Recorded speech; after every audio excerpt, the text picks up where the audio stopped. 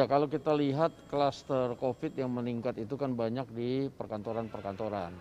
Oleh karena itu kita akan tetap menghimbau dan juga meminta pemerintah daerah di perkantoran-perkantoran untuk mengecek kembali protokol COVID yang dilakukan di klaster perkantoran-perkantoran, terutama misalnya yang paling banyak terjadi itu kemungkinan besar di pemecetan tombol lift dan kemudian di kamar kecil. Dan juga kalau kemudian di gedung perkantoran itu lalu lalang lintas dari para pekerja itu juga bisa menyebabkan karena jarak dan juga tidak semua kita lihat itu ada beberapa yang masih lupa memakai masker.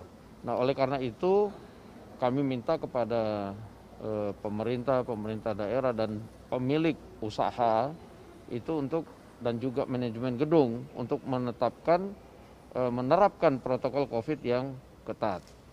Nah, bahwa larangan mudik itu untuk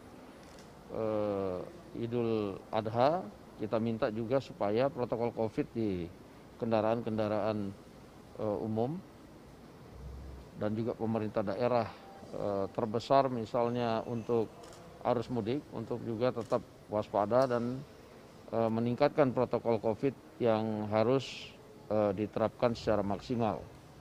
Bang, terkait pasar kantoran itu perlu nggak sih kayak misalnya diterapkan lagi WFH gitu agar tidak?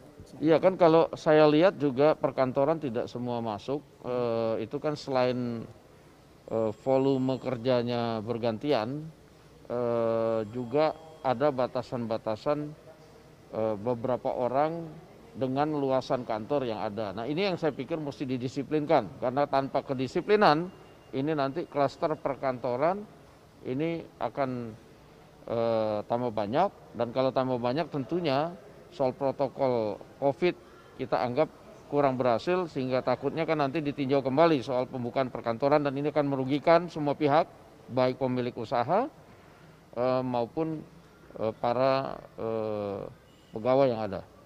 Bang, sedikit bang, ini kan dari Satgas COVID kan mengungkapkan kalau ini terkaitan dengan mudik juga bang, bahwa ada 5 daerah provinsi yang penyumbang kasus corona baru itu tertinggi, dan itu ada faktor dari mudiknya juga bang.